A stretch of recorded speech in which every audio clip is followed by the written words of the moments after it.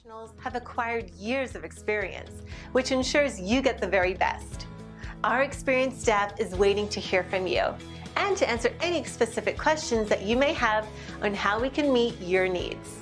Just ask for a consultation and let us prove our commitment to you as we promise to maintain the highest level of quality and commitment. Your satisfaction is our prime concern. So please, don't hesitate to get in contact with us and let us show you all the great options we have. And we are the Coalition, loud and proud, outrage porn-free, civilly disobedient media broadcasting live on the worldwide Coalition Radio Network at coalitionradionetwork.com, facebook.com/the Coalition Radio, on the mighty, mighty Twitter at coalition_radio, and of course, the mothership at coalitionradio.us, our legacy site, and our new site at coalitionradionetwork.com. It is my great pleasure tonight to introduce someone who's new to the Coalition audience, but is a respected advocate for both the physical and civil rights of folks with physical challenges around the state of Rhode Island and has a national reputation. Of course, I'm talking about Tina Pedersen. She's the CEO, the president, and founder of RAMP. All right. RAMP, Real Access Motivates Progress. The mission statement of RAMP, very straightforward. We educate and advocate for accessibility and inclusion. We support all individuals with disabilities, their families, and allies in creating safe and barrier-free environments. They can be found at the facebook.com/ramp.org. And we've got a handful of other websites listed on our publicity, our run-up announcement, if you will, which includes a series of videos, which we'll talk about, that broadcast on Wednesdays, and of course the mailing list and the website as well. Tina, welcome to the Coalition. Hi, how are you? Glad to be here. Thank you for the opportunity. No, it's great. You're very patient. It's been a chaotic couple of weeks here at the Coalition with the variety of social upheavals that we've been intimately involved in here in the state, as well as just the regular ongoing programming. Let's talk about RAMP. First off, if you will, give us your motivation for being the founder of this organization and tell us a little bit, if you will, what you're comfortable with about your personal history with disabilities. Well, anybody who knows me for 5 minutes knows that I'm pretty much an open book.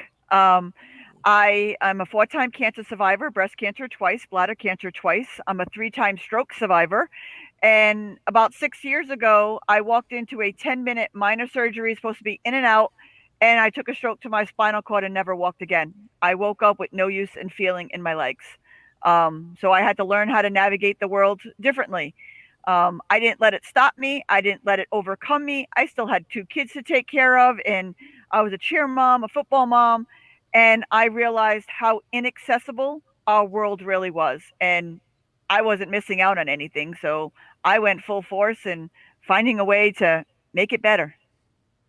Now, in doing my homework, it appears that there isn't exactly a wealth of organization dedicated to folks with a variety of physical challenges and their accessibility in the state, which is kind of shocking. I mean, you know, if it were a state filled with older buildings, a lot of them that have been gloriously rehabbed, but at the same time retain the infrastructure very often of the 19th century, never mind any of the modern advantages.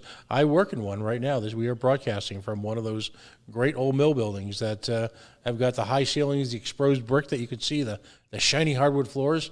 Who is out there fighting on behalf of folks with physical challenges, and at what point in time did you realize that you needed to, that you couldn't wait for anyone, that you had to take the challenge yourself?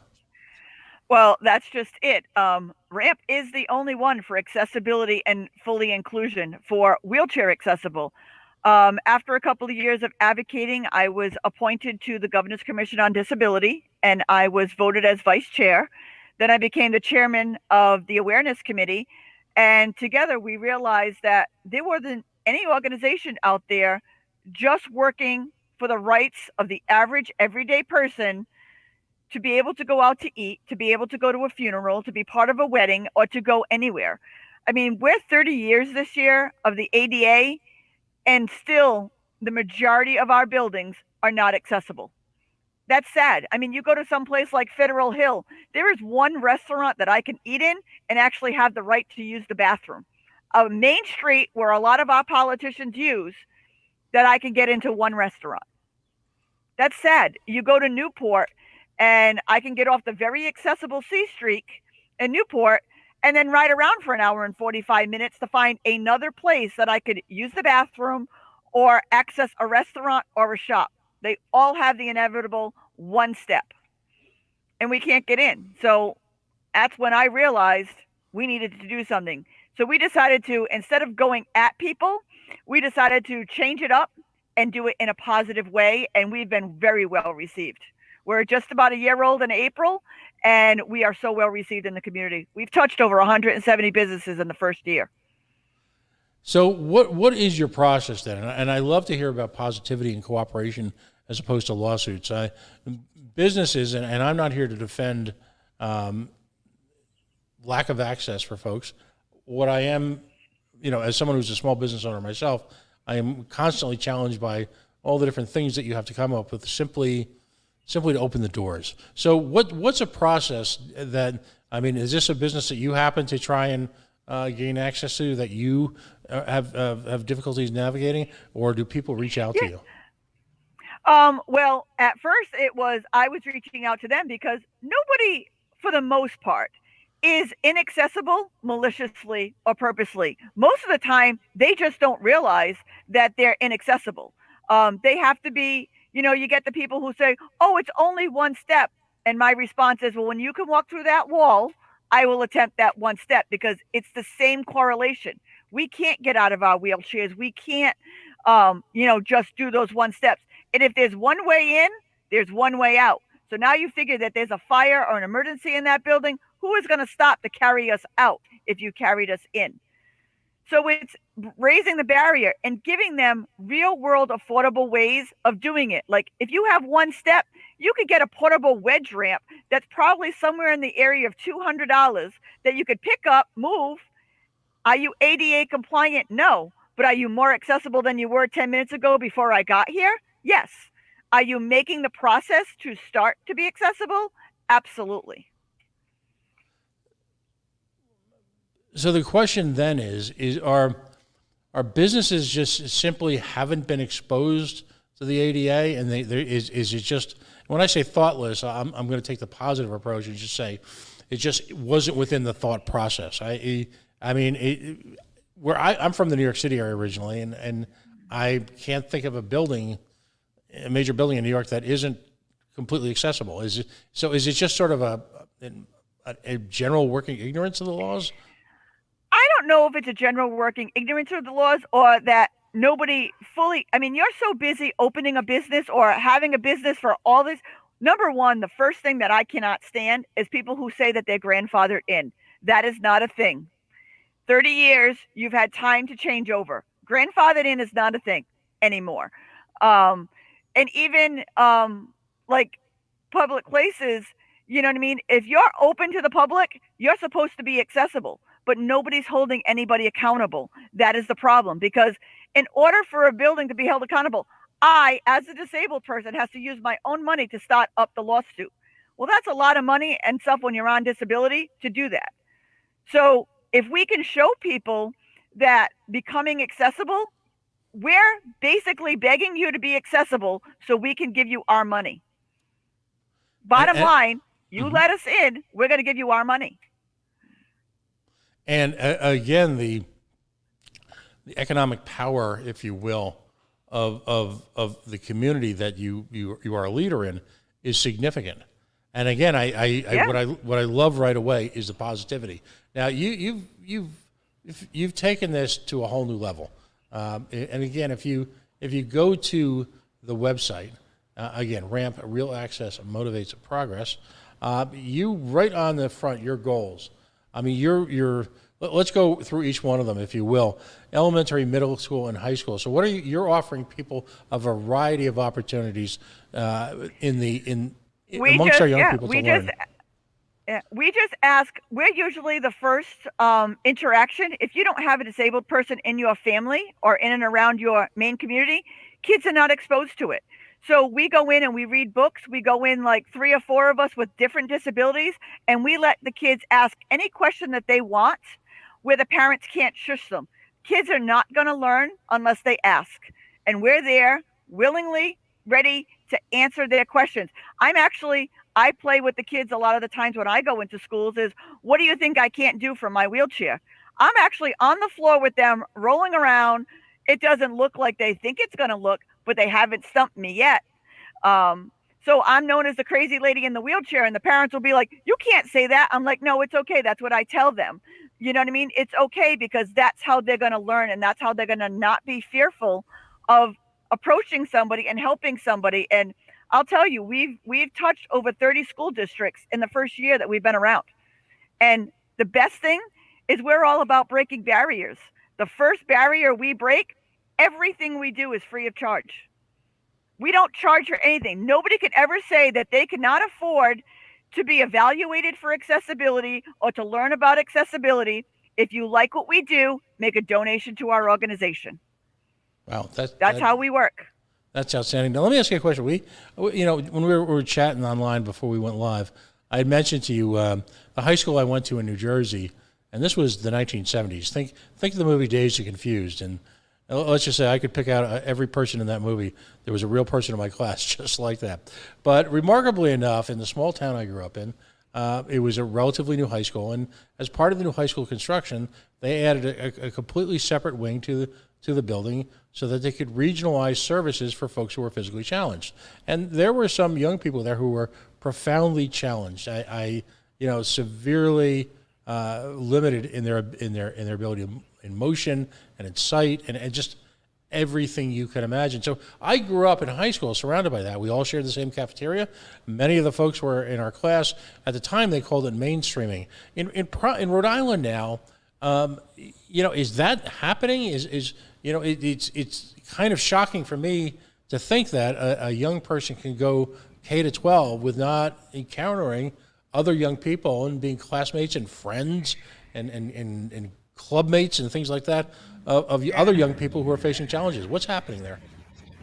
I do believe that they're doing a much better job, with the whole Best Buddies program and the intramural sports and the unity that they're doing, but they could always do better because, there are the profoundly that need to be in a segregated classroom, but there's somebody like me that only my legs don't work. Everything else of me works absolutely normal. I should be in an integrated regular classroom with everybody else. But a lot of these schools, like with the second floor or something like that, they don't know how to access me. So somebody like me would get put into the other classrooms when I should be in mainstream with everybody else because it's only my legs that don't work, but everything else does. Right. We had young, and this is in a mill town in central Jersey, about 20 miles on the wrong side of the Holland Tunnel. And I guess I'm looking back in kind of a reflected awe because even some of the kids who were just in tough shape, and looking back, your heart breaks now. But they were in tough shape. They were just part of our lives. And again, if academically they could perform, they could get to any one of our classrooms. So I guess I'm amazed. I'm looking back on it. This is 40 years ago. So when I look at how much money is spent in Rhode Island school systems, I don't want to obsess over this subject, but it is shocking. It's a real eye opener to me. And it's something. It's true. So there are so many that should be mainstreamed, and they're not. Mm-hmm.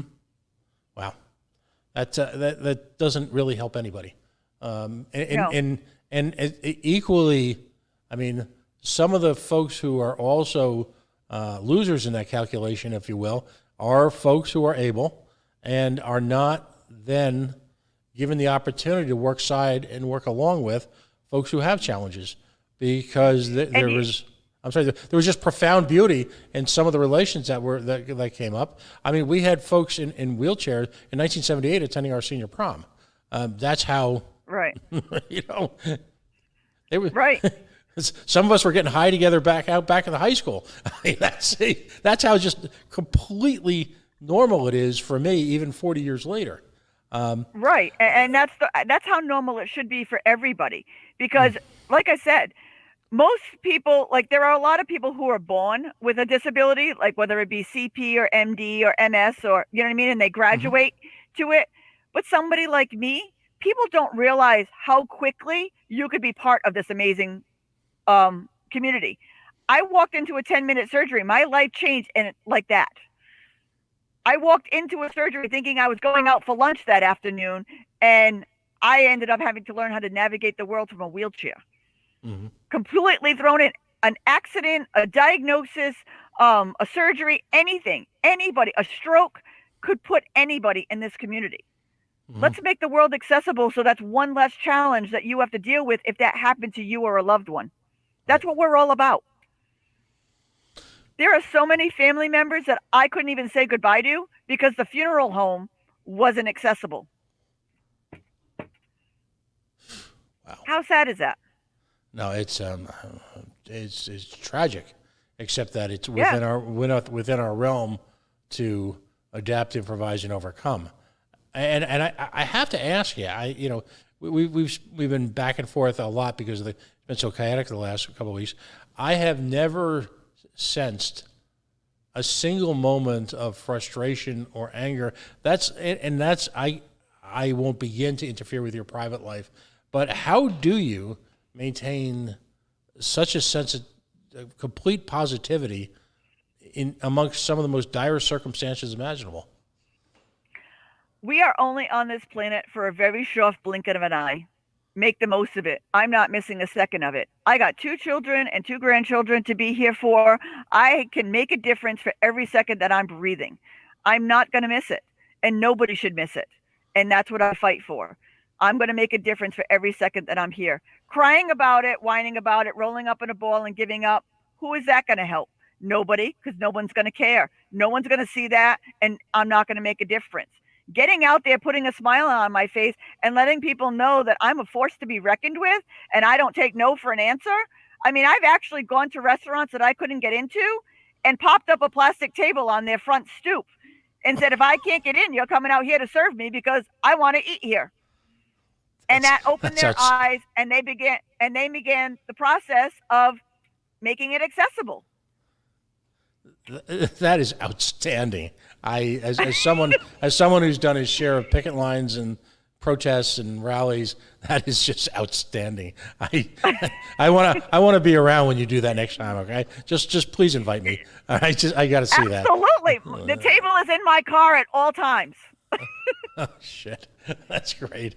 Oh man, what the next area you talk about, and you touched on this briefly, is accessibility assessments. Now, do you do them? Do you have folks who volunteer with you who do them? How do you do, and what's involved in an accessibility assessment? What I do is I call them roll-throughs. You don't know if a place is accessible, or at least wheelchair accessible, unless you have a wheelchair person go in there and show you. So I have a lot of businesses, like I did all of Free Play. It's a video arcade bar in Providence. And when I met Anthony, we did so much together, and he's like, well, take a roll through and tell me what you need. With no money and 15, 20 minutes of time, we changed a couple of door hinges, we moved a couple of video games, we changed a couple of seating areas, we fixed the bar, and his place is now 97% fully wheelchair accessible. And this is an old abandoned Coliseum with all video games, and I can go and enjoy myself and be with everybody else in the bar. Wow, that's what matters. Wait a minute, what was the name of that business? I want to promote. Free Play. Okay, right downtown by the club district. Yeah, it's the old Coliseum. Right. It's still, I think it's still, the building is the Coliseum, but Free Play is on the bottom, and then they have the club upstairs. I mean, obviously I can't get to the club upstairs, but when 95% of it is accessible, I can't complain. We don't want you to go broke. We don't want you to, and now they're building a brand new place in Worcester, and from the ground up build it 100% wheelchair accessible, because he now knows what's to look for to do that. We also did a roll through for the Rhode Island Foundation, a place that gives to all of these charities. Again, not a lot of money. It took a time, lower this shelf, take these corners off, widen that door. That room doesn't have to be wheelchair accessible. The thing is if you have two conference rooms, make sure one is wheelchair accessible. Make sure if you're having a meeting and somebody could be coming to your meeting that's in a wheelchair or uses a walker or a knee scooter, you leave a chair out so they could just roll right up and not have to worry about moving a chair or be thoughtful. Think of who you have coming. I'm sure if somebody had Congressman Langevin coming to their office, they would go out of their way to make sure it was wheelchair accessible and there was no things. That should be the norm. That should be, because you never know who's going to show up. And I show up at places that people don't expect me to. Interesting. Now, you also do some work at a variety of the college and technical skills. How important is it to instill, with young people, I would imagine a lot of it is just getting around the fear factor, creating an understanding so that the little kiddos are comfortable and not, and not judgmental and don't engage in bullying. And that's its own challenge in and of itself. But at the college level, you've got young folks who are embarking on a variety of careers, some of them including design, construction, all of whom could take advantage of getting to understand the challenges that face folks. What specifically do you say to people of college age to give them a better understanding? It's like I said, we have been so welcomed at the college age. I mean, we have worked on so many projects, from accessible desks to accessible shopping carts to accessible clothing, to pamphlets to hand out to the business community. We actually put a bunch of college students in wheelchairs and we took them around Providence so they could see it from our point of view. The younger the people are that we get to touch, the easier it is to change their mind and open their minds, because like I said, anybody could end up like this. And knowing ahead of time, you will know how to take care of people. You know how, that they would feel. You won't know unless you ask. Ask respectively, and you're going to know. And we're so well received. And one of my things is I will only work on a project with a senior is if their end finale gives it off to another college student coming up the next year, so it continues, so it doesn't just fall off and drop. So we are in Brown, we are in URI, we are in RISD, we are in Johnson and Wales. We are in so many different places now that we work with the students and do their senior projects and confer, and I go and speak to the students, and so well received and so welcome, especially when we work with up and coming OTs and PTs and nurses. You can work on your friends, but if they're not actually disabled, you don't get the full panel of what it's going to be like out in the real world. We go in and we let them work on us. And I'll tell you, it's a whole new perspective for them. Mm-hmm. No, absolutely. Folks, if you're just joining us, Tina Pedersen, she's the president, the CEO, founder of RAMP, Real Access Motivates Progress. We are, as always, the Coalition Outrage Porn Free Civilly Disobedient Media. We broadcast on Facebook.com/The Coalition Radio. And of course, we also broadcast on Twitter and YouTube, Twitter at Coalition_Radio. If you're listening for the first time, if you could take a moment to like or follow us on any of those platforms, we would be grateful. Independent media relies on social media to rise above the noise, the white noise, the Sturm and Drang of, well, let's just say the conventional media. Tina, I just want to continue going just through all of these programs. Now, you've got also involvement with, obviously, the community itself. Talk about connecting people with proper resources and what's available to help them in their journey. That is one of the biggest things that we do, is we are the middleman for resources. When somebody says, it took me a year and a half being in a wheelchair to finally get a ramp for outside of my home so I could actually get out of my house. There is actually no dealership that you can buy an accessible van so that we can drive and we can take care of ourselves in the state of Rhode Island. We have to go to Mass. If you buy it in Mass, you have to have it serviced in Mass. That's all our taxpayers' dollars out the window, because there are so many people who are disabled that could utilize this in Rhode Island. So what we do is we vet resources. We talk to Oakley's Home Access is one of the big ones that I use about making their home so people can age in place, so people can be disabled and stay in their homes. We all saw how bad group homes and nursing homes and stuff are for, you know what I mean, for this virus. Let's make it more accessible. I'm actually looking for a house. I have been looking for an accessible home for 2 years to find an actual wheelchair accessible home. The problem is number one, a building or apartment complex other off the first floor is inaccessible. Because what's the first thing that goes down in a fire or an emergency or on a daily basis is the elevator. Now the place that you're supposed to call your safe space, you are in panic every day. Is the elevator going to be working? Am I going to be able to get out? Is the firefighters going to find me? So Right. anything above the first floor is inaccessible to a wheelchair user and not panicking. But we should be living out in the community.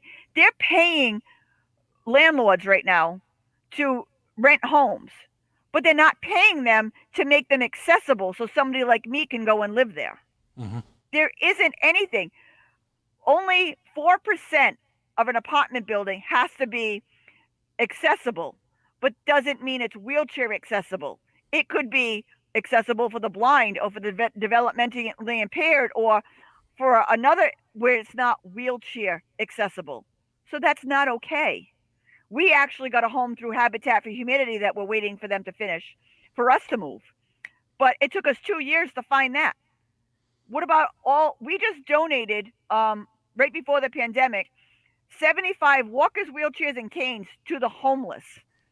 And they're homeless because they can't find an accessible place to live that's affordable. It's another big project that we have to work on. And again, and I guess the purpose of this conversation is to provide, if you will, an infomercial for what your organization accomplishes. I think the unintended consequence of our conversation is to begin really scratching the surface and understanding all the unanticipated side effects and consequences of facing a physical challenge.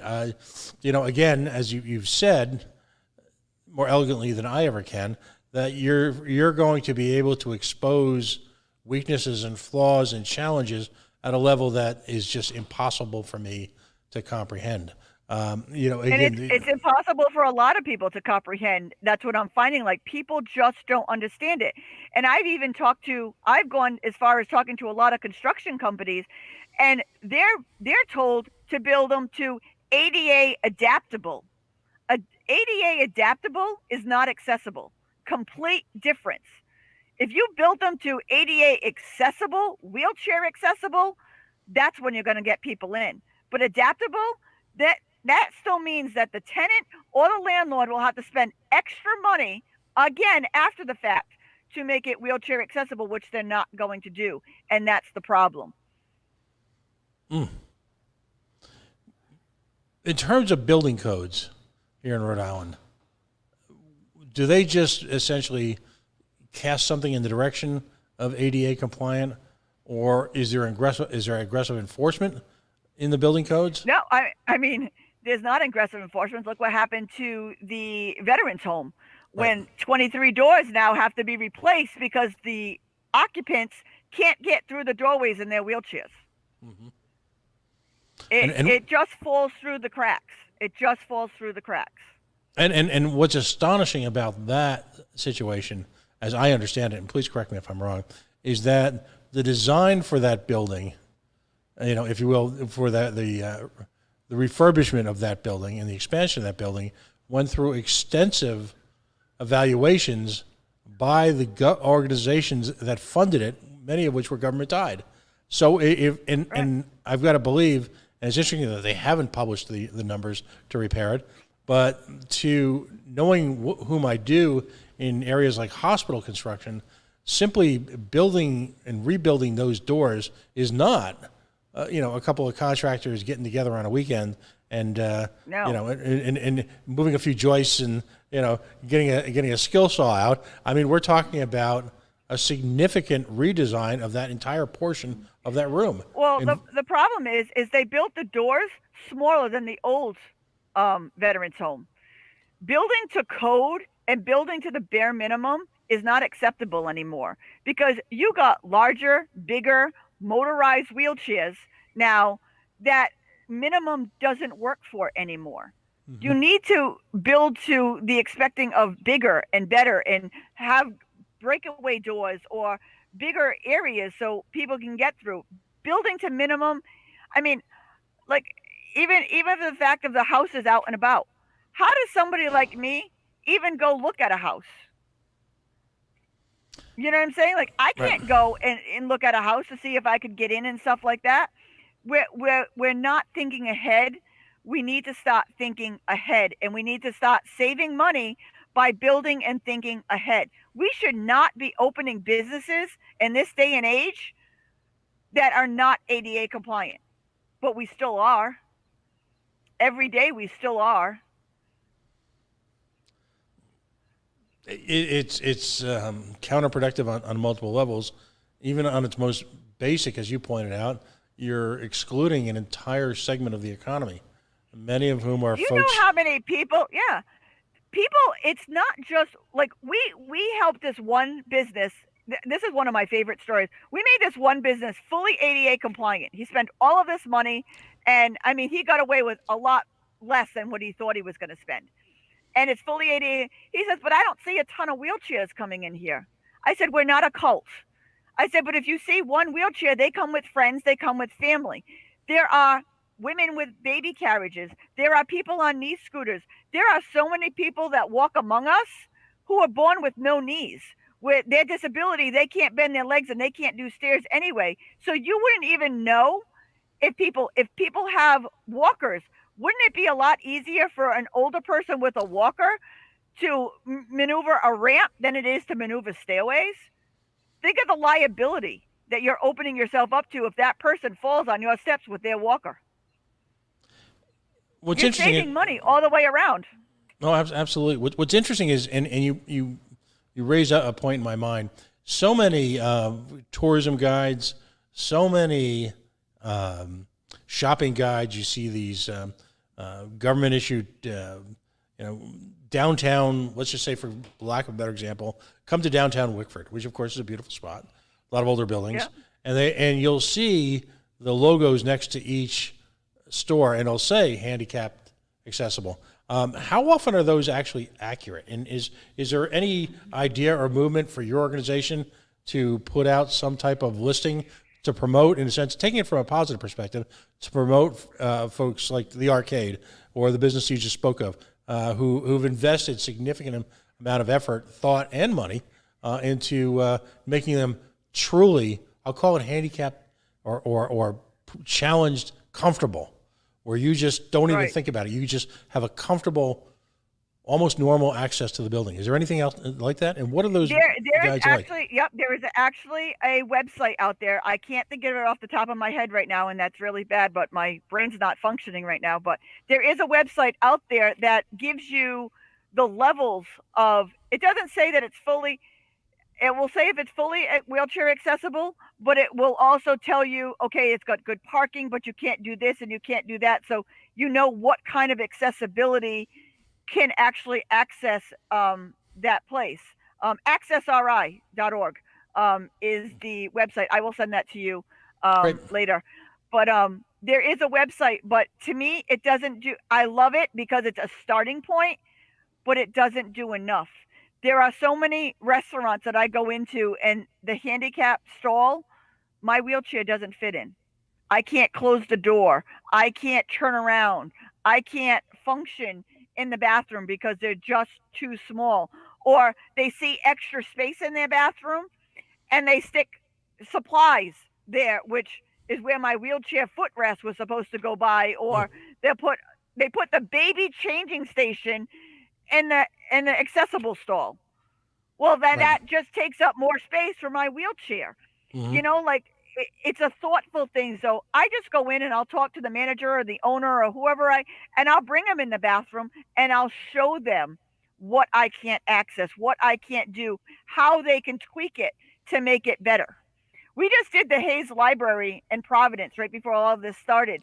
And for very short money, the Hayes Library, one of the oldest libraries, even all the way up in the archives, is now fully accessible. Because I showed them, move this, move that, take this thing out, move these tables over. You know what I mean? I showed them where their errors were, and you can do that a lot of the times by just moving things around, and being aware of what you need to have clearance, and then don't use it for storage. We have a Yeah. hospital in this state, and I don't want to call them out, but we have a hospital in this state that I went for a procedure, and I went to use the ladies' room before I went to the procedure, and the nurse who was taking care of me said, "Oh, just leave your wheelchair here and walk to the bathroom because it won't fit." What? So I said, "Well, I'm sorry, because if you're the nurse taking care of me when I'm under, I don't think this is a good idea if you can't figure out that I can't walk to the bathroom." But they use their bathrooms for storage. Well, that doesn't do me any good when I go in there with my wheelchair. Wow. Now, So it's just people and changing their perspective and looking at it from another point of view. what's fascinating to me is, given the amount of money that is spent on accessibility, just from your conversation and from the experience that I've heard, arguably through the news channel about the Veterans Home, how little actual hands-on, for lack of a better term, there is in both the design process and the initial construction with folks who actually face these day-to-day challenges.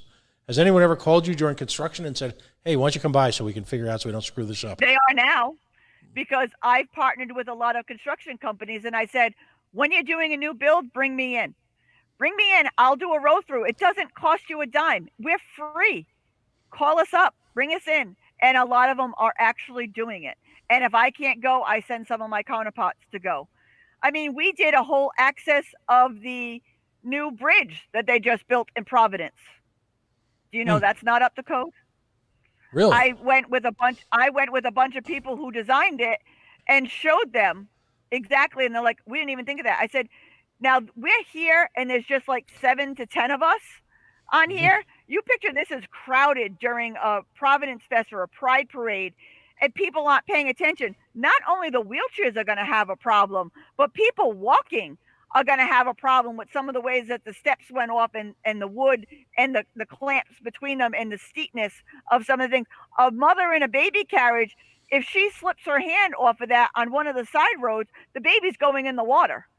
There's no way to stop it, because the incline is just too steep with no handrails and no nothing. Now you picture somebody in a manual wheelchair trying to roll that. I mean, they're working on it, they're fixing it, but why wasn't that thought of prior? We could have saved a lot of money by doing it prior than doing it after the fact. And that's all I want. I want people to think ahead. Bring us in. We're free of charge. You know what I mean? We will help you out in any way, because, like I said, we are fighting to give you money. We want to spend our money in your places. And if we can get in, we're going to advertise it to all of our family and all of our friends. I have family and friends who will not go to a place that's not accessible. Just out of a personal respect for you and the challenges you face. Yeah. So, I mean, look at all of the people you're missing. I mean, when I go to the Providence Civic Center with my grandchildren, they're 2 and 5. I have to sit in the accessible seating, and I get one seat next to me, which they always overbook, and it's crowded, so you can't even see the show anyway. And they sit 3 or 4 sections over. What's the point of Meme going with the grandchildren when I can't even see their faces light up? Yeah, no, it's interesting when I think about it. I've observed this without being sentient enough to understand it, and I think what happens is folks who haven't faced these challenges or don't have near close friends or family facing these challenges, like everything else, are oblivious, and I don't think it's intentional. And that's just it. People are not doing it, for the most part, people are not doing it intentionally. They're doing it because they just don't know and they don't realize. So that's why an organization like us is so important. Do you know how many weddings and events that I go to now? I work with country clubs and event venues, and I roll through saying, grandma might be in a wheelchair or have a walker, or there might be a guest that comes that has an e-scooter, and I will roll around and say, nope, can't have the tablecloths like that because that's a hazard. If you have all high tables, manual wheelchairs aren't going to be able to have a seat or anything, so make sure you do a combination of both, or move this, give more room here, fix that, free of charge. So when they have their event, Everybody can just roll right in and participate, because you never know if somebody had a hip replacement, a knee replacement, or is using a knee scooter for a period of time that's going to come to your event. Think Right. ahead. And always and minimize or eliminate those awkward moments, the moments of disappointment, the tears, the frustration. For particularly in times like this, when family contact is clearly something we can't take for granted. You've got a couple of interesting programs going on. You talk to me about the Ramp Red Bag Carrier and what's involved with there. I love my red bag. Look, I got one right here with me. It is all of your medical information, non-computer, non-tech based, all at your fingertips. When I had my last strokes in September, it literally saved my life. I rolled into the hospital because I knew I wasn't feeling good. And by the time I passed out on the floor of my van, I had this in my hand. Has all of my medical information, who to contact, my medication, and everything that I need to know at the tip of your, and the only ones who see it are the EMTs or the doctors who take care of you. But it works for everybody. If you have an allergy, if you have a drug addiction and you have a drug of choice, or you don't want somebody to be contacted if you overdose, or you do want somebody contacted if you overdose. If you have an anxiety or a mental disorder and you have a trigger, write it in your red bag. You know what I mean? The only ones who see it are the EMTs and the doctors who have to take care of you. Nobody else. So when I go out with my friends, I said, remember, I'm a red bag carrier. Make sure my red bag is with me. And we mail these out nationally every day. They are all over the country. And we're actually working with FEMA and the Rhode Island Emergency Management. Well, we were until the whole pandemic. And so we kind of like put it on ice for a little bit. But they're buying into this, and they're going to be handing them out around the world. So it's a thing that works for everybody. I don't know how many people will say, oh, I have it in my phone, or I have it on a USB. Well, that's great. If there's a hurricane or a power outage, or your phone isn't with you, or who knows what your code is. Don't die right now. Give me the code to your phone so I can get your medical history. No EMT is going to do that. I have spoken to fire departments across the state and beyond. They absolutely love this because it's got a little clip. It's on your person at all times. Wow. There's something to be said for simplistic, low-tech approaches. I've always been profoundly amused when the PR flag for Verizon gets on WPRO and announces, "Listen, just go to our website." Hello, yeah, no, but at the same time, this simple, thoughtful act of pulling this all together in one spot has profound implications. Because I can't of all tell these you challenges. how many I can't tell you how many letters of thank yous that I've gotten from family and friends of how this saved a loved one's life. And the best part of this is we make no money on these.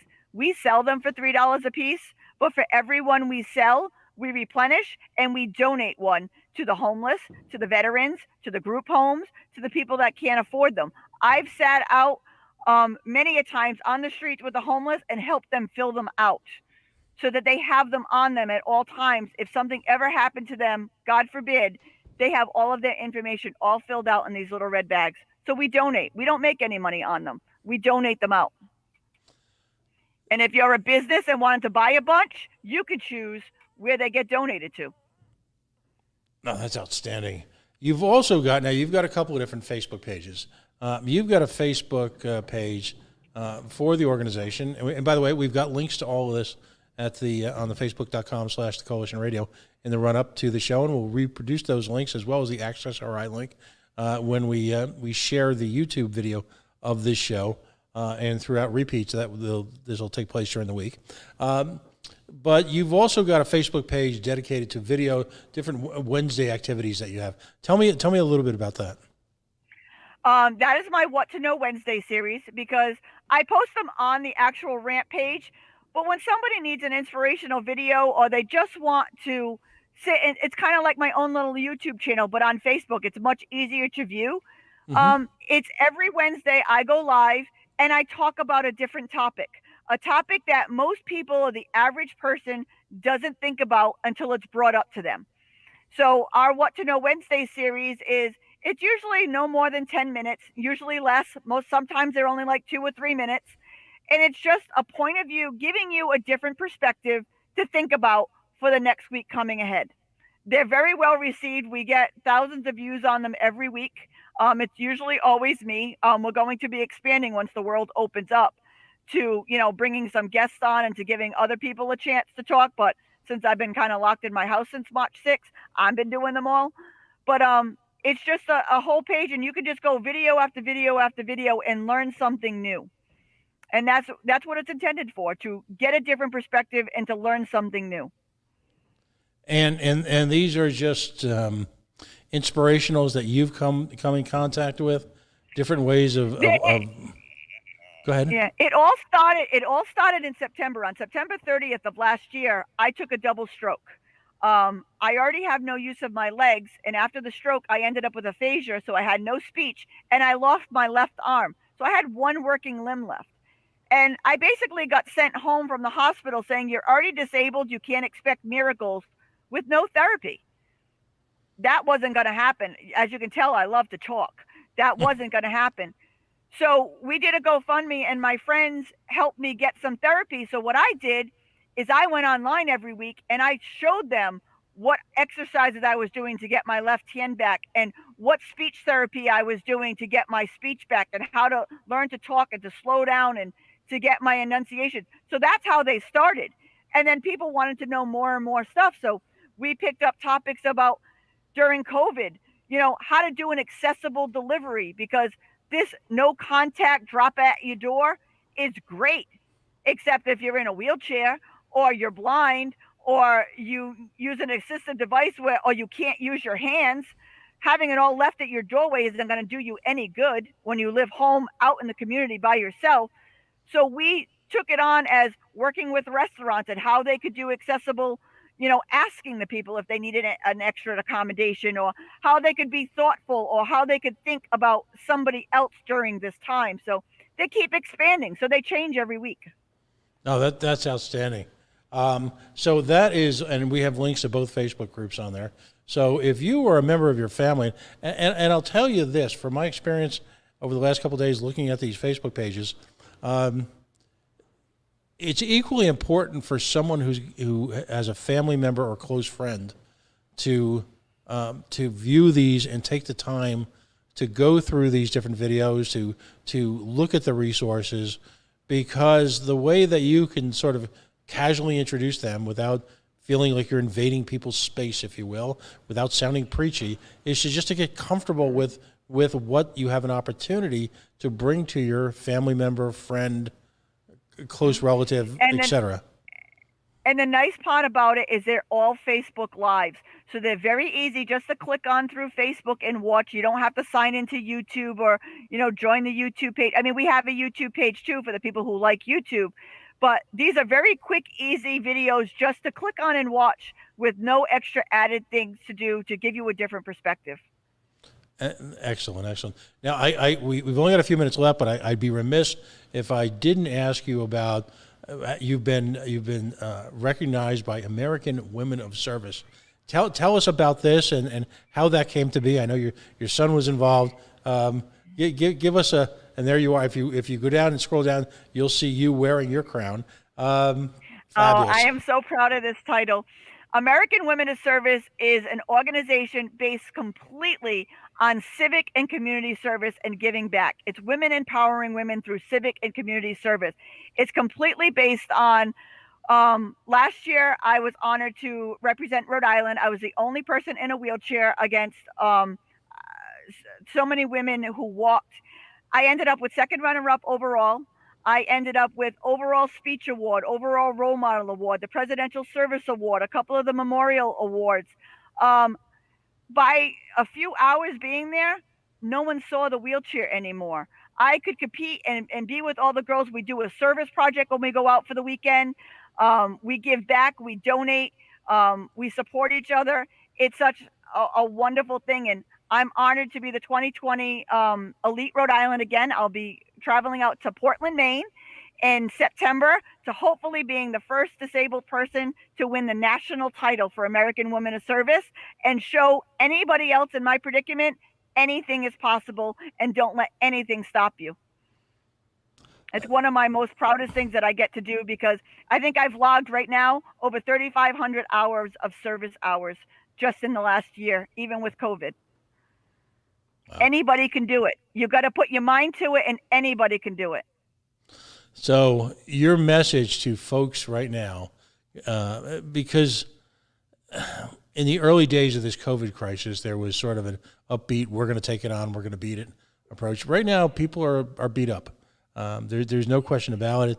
You're facing the reemergence of this disease, which many of us had predicted, but still, that's far different from the reality.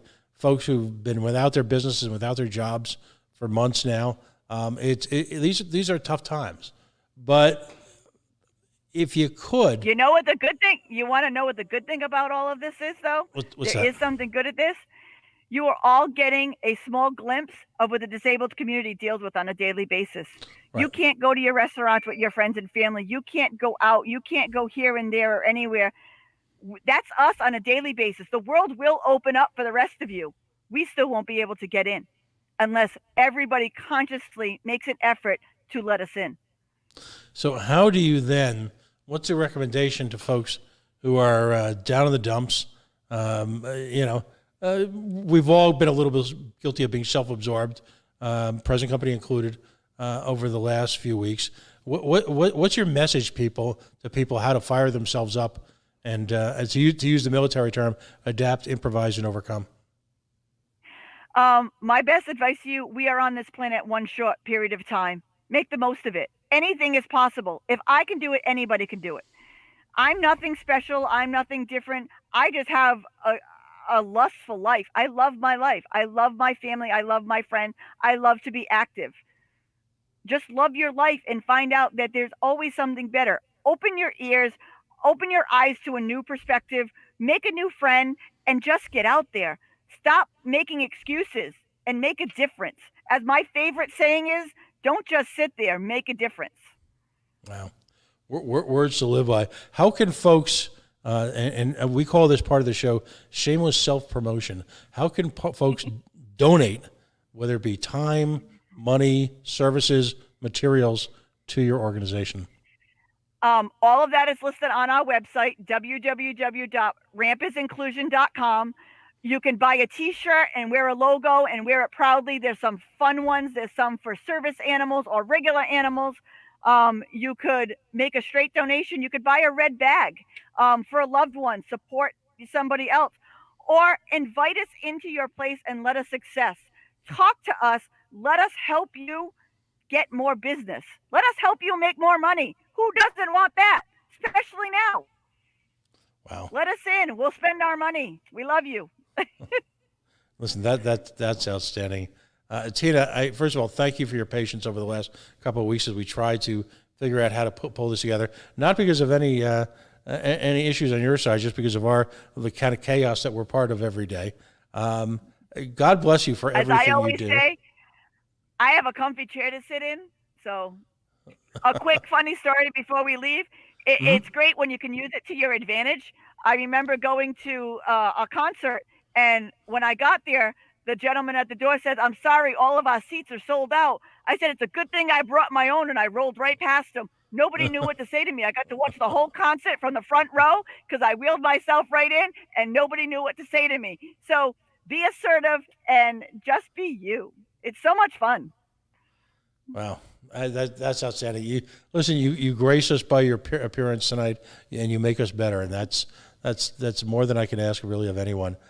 Tina Pedersen, she is the president, CEO, and founder of RAMP. Real Access Motivates Progress.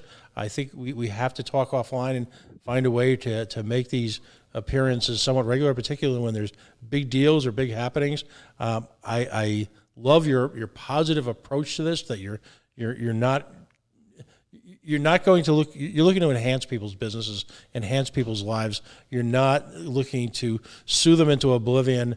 You're looking really to raise us all up, and that is phenomenal. Positivity will get you anywhere. Please feel free to share with us businesses who have gotten your A+ for effort and for doing that, because ultimately those are the businesses. They're all listed on my website. As I do them, I post them on my website.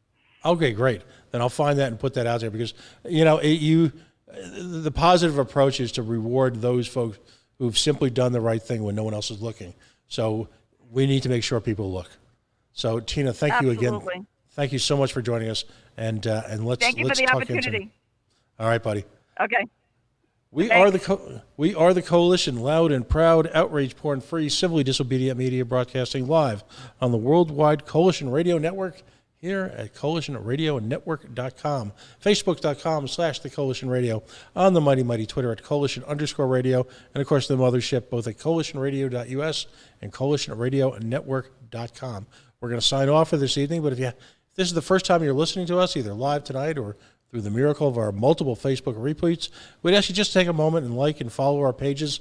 Again, for independent media, that is our lifeline to somehow rise above the white noise that constitutes most of major media. The beauty of this format is that we can have extended conversations with people in the community and really achieve a sort of a level of understanding and knowledge of their work, their actions, just in a way that really conventional media can't. Folks, stay tuned. We'll see you soon.